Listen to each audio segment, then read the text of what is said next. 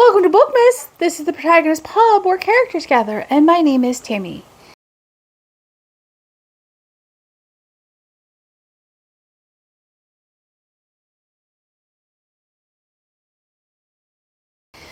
So for today's wonderful Christmas video, we're going to discuss my 2023 favorites I checked out from the library.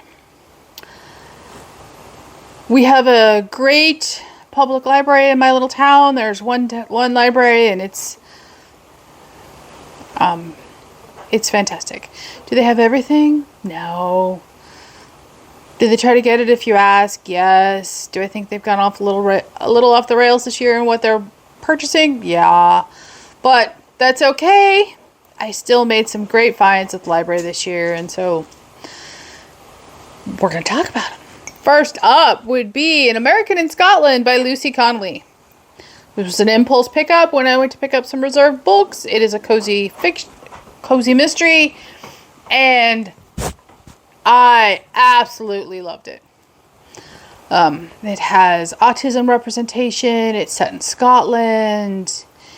It has, no romance per se. It has a great twisty mystery, interesting side characters.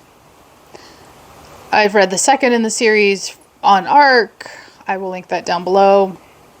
And it was just a fabulous, fabulous read. So, next up would be Heart of the Sun Warrior by Sue Lynn Tan. I will link that if I've reviewed them, I will link them down below. This is the concluding book of the Celestial Kingdom duology. It is the single most emotional book of the year for me. I ugly cried for probably a good 15-20 minutes at the conclusion of this book. And I mean, I ugly cried. It is a retelling of Chinese mythology. It is beautiful. The covers of these two books are beautiful. I read the first one from the library in 2022. And they're fabulous. Next up would be A Royal Affair by Allison Montclair. This is the first book in the Sparks and Bainbridge cozy mystery series.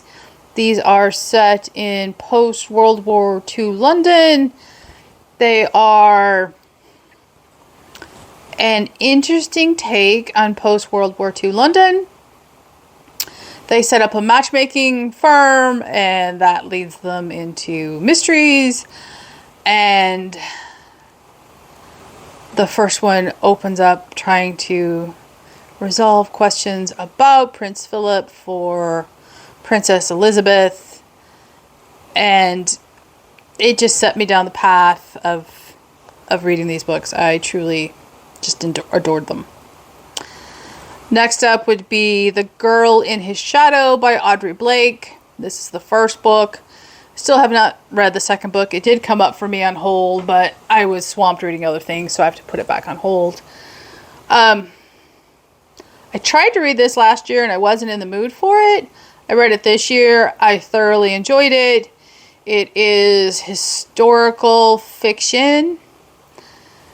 There is really no romance in it. And it's set in Victorian England, and I highly, highly recommend this book. The next would be The Children of Gods and Fighting Men by Shauna Lawless. I know book 2 was released this year. My library does not have it yet. I need to put a request in that they get it. This is Gaelic fantasy. It was an anticipated 5-star read for me. It ended up only being a 4 when I was still reading books, but I will read the second in the series to see if it, maintains. It was her debut novel. It was a little disjointed for me, but, if you're interested, watch my review down below. Next up would be The Crimson Cord by Jill Eileen Smith. This was my first Jill Eileen Smith book, and And then I read A Pearl in the Sand by Tessa Afshar. It was my first Tessa Afshar book. And these both are retellings of the story of Rahab in the Old Testament, and they are very different than each other. I enjoyed them both.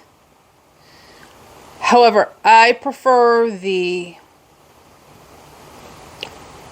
life of Rahab as told by Tessa Afshar, because I think the conversion in Jill Eileen Smith's retelling was just way too sudden and out of the blue, whereas Tessa, I think, did a much better job telling that story and how it may have occurred.